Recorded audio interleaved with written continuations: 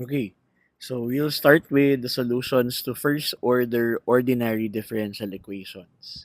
So let's talk about your first order ordinary differential equations. So in the previous lecture, we have identified how to um, identify the order and the degree.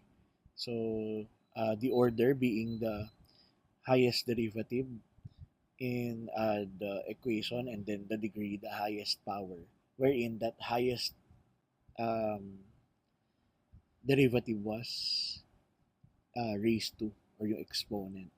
Okay, so in our first order ordinary differential equations, the general form would be dy over dx is equal to the function of x and y.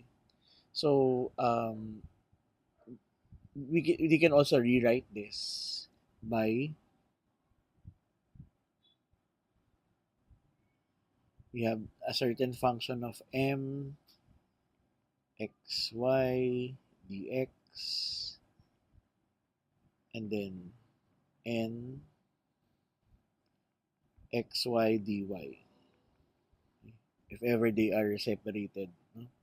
And in this chapter, or in this unit of this course, we will talk about the different ways on how to solve this according to this different types. So we have separation of variables, equations of homogeneous coefficients, exact and non-exact differential equations, linear, and Bernoulli's equation.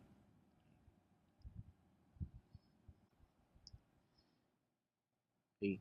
Taking note that using all these solutions or these techniques, we will still apply the same form or the same process in solving these differential equations. So we start with the differential equation, and then we perform whatever technique or solution, and then we'll come up with the general solution. Okay? Then, if there are initial values, or this becomes a boundary initial boundary problem, we can come up with a particular solution.